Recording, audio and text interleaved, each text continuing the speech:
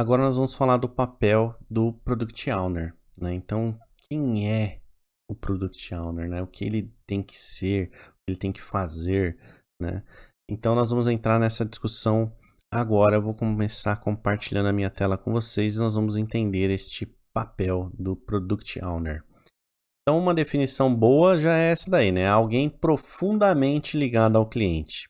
Então, vamos ter esta verdade aí, né? Que então o PO, né, o Product Owner, ele é alguém profundamente ligado ao cliente. Ele tem que estar muito próximo do cliente, ele tem que estar em contato direto com o cliente para a gente saber o que a gente tem que entregar, né? O que é esse produto que eu preciso entregar. Bom, aí eu vou dividir em duas questões, essa questão do ser, né? Ser e do fazer. Vamos dividir desta forma, né? Ou vamos pensar ser e fazer e as capacidades que eu tenho que ter como PO. Então, vamos pensar assim. A primeira questão seria, né? Então, o Product Owner deve ser capaz de. Então, primeira coisa que eu vou falar para vocês é que ele deve ser capaz de passar o feedback do cliente para o time de desenvolvimento. Então, uma das coisas que ele tem que ser capaz é de passar feedback. Então, ele vai coletar feedback e vai conseguir passar para o time esse feedback.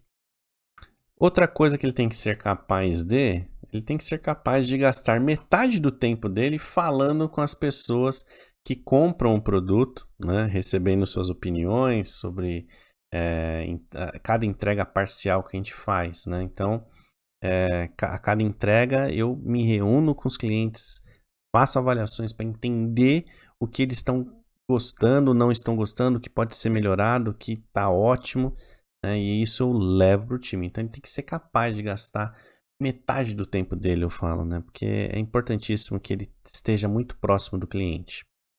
Ele também tem que ser capaz de gastar a outra metade com a equipe, né? Então ele tem que ir lá para o time de desenvolvimento, né? E ele tem que criar um backlog, né? E esse backlog ele tem que mostrar aquilo que os clientes têm gostado e não gostado. Então ele tem que metade do tempo dele estudar o mercado ou na outra metade produzir aquilo que o mercado vai querer, né? Então quando a gente fala de cliente também, a gente pode pensar no consumidor em geral, né? Um grande banco, a sua esposa, seu marido, alguém que precisa tomar a vacina do coronavírus, né? E depende, por exemplo, de você para que isso possa acontecer, né? Então, cliente é quem recebe valor, né, daquilo que foi feito. Então, cliente é quem recebe valor daquilo, o valor, né, daquilo que é feito. Então, vamos ter essa pensamento. Então, de quem que o PO está próximo? De quem vai receber o valor daquilo que é feito. Tá? Ele também tem que ser capaz de se pôr no lugar de quem receberá esse valor, né? Ele tem que se pôr no lugar do cliente, ele tem que ter essa percepção, né? Outra coisa que ele tem que ser capaz de saber é saber o que ele quer. Então, baseado no que ele está estudando no mercado, entendendo-se com os clientes e tudo mais, ele tem que ser capaz de entender o que ele quer, né? Então, o Product Owner, ele é responsável por traduzir, né, a produtividade da equipe em valor. Então, tudo aquilo que a equipe está produzindo, ela tem que significar valor no final, né? Valor para o cliente.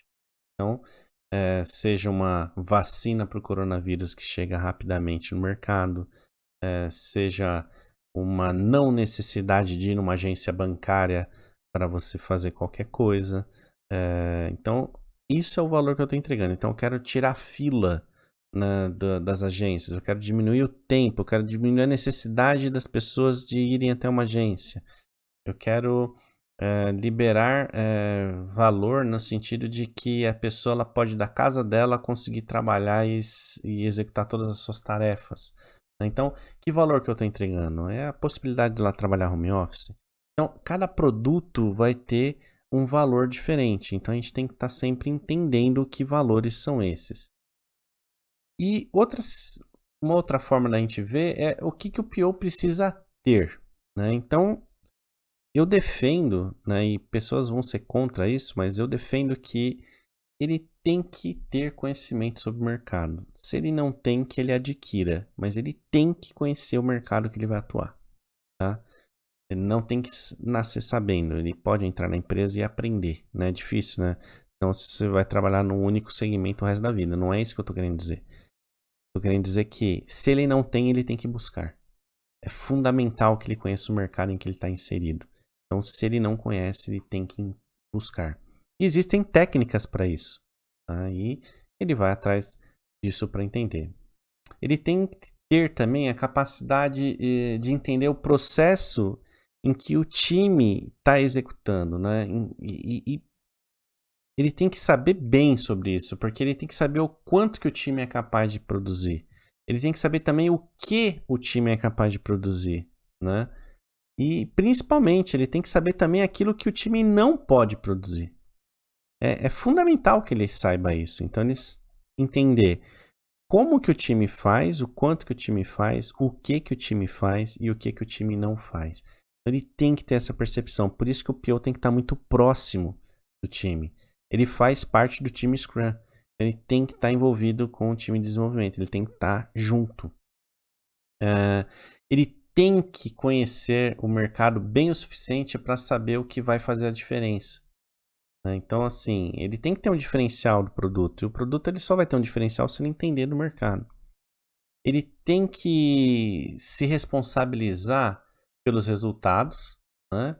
Isso é muito importante. Ele tem que ser responsável pelos resultados, né? Mas ele tem que deixar que a equipe tome suas decisões, né? Então, assim, ele vai definir para o time o que o time tem que fazer, mas é o time quem define como vai fazer. Isso é uma das percepções muito difíceis. Tem muito PO que quer ser chefe, tem muito PO que quer mandar em todo mundo. E não é, ele é paridade, né? Ele é responsável por dar resultado. Ele tem que pensar no backlog de uma forma que o backlog dê resultado, certo? Só que para isso, ele tem que lembrar que quem define como vai se fazer as coisas é o time de desenvolvimento, né?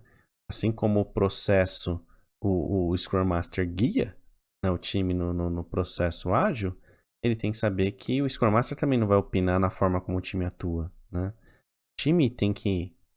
Ele é quem define como ele vai trabalhar, né? Então, o como está na mão do time de desenvolvimento. Mas é importantíssimo que o PO saiba como que o time está fazendo, o que o time é capaz de fazer e o que o time não é capaz de fazer. E o quanto o time é capaz de fazer. Ele tem que ter essa percepção, tá? Para ele ter sucesso naquilo que ele está desenvolvendo.